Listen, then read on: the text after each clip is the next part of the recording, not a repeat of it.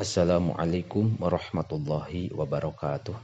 Bismillahirrahmanirrahim. Qala al-muallifu rahimahullahu ta'ala wa nafa'na bi ulumihi fid dharaini amin ya Allahu ya rabbal alamin.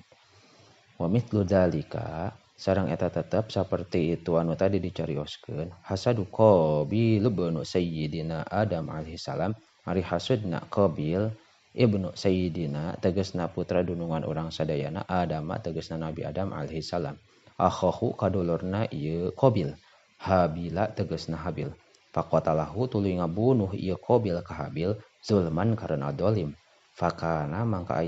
mangka bukti ieu Habil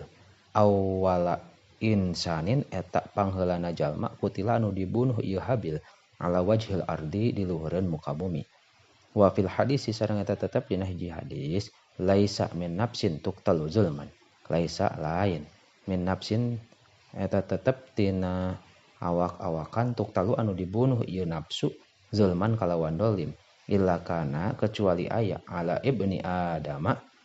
eta tetep ka putra Nabi Adam al awwali anu ti heula naon kiflun bagian min damiha tina getihna ieu nafsu li'annahu karena sayaktosna itu ibnu Adam karena eta kabuktian ieu ibnu Adam teh awalaman eta mimitina jalma sana anu migawe ieu eman al-qatla kana ngabunuh wa waroda sareng datang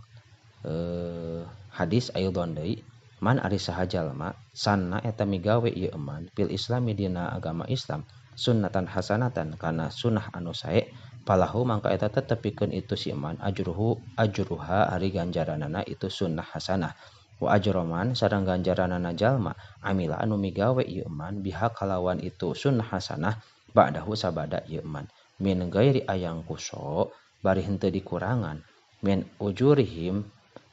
tina pirang-pirang ganjaranana itu man ba'dahu tina ganjaranana itu kaum lah anu migawe man amila naon syai'un hiji perkara waman sareng ari saha jalma sanna eta migawe ieu man bil islami dina agama Islam sunnatan sayyi'atan kana hiji sunnah anu goreng kana mangka bukti alaihi eta tetep ka itu eman naon wizruha dosana itu sunnah sayyi'ah wa wizruman sareng dosana jalma amila anu migawe ieu eman biha kalawan itu sunnah sayyi'ah min ba'dihi tina sabada itu mansana min gairi ayan kuso bari henteu dikurangan min auzarihim ti pirang-pirang dosana ieu man amila biha naon syai'un hiji perkara wallahu a'lamu bissawab.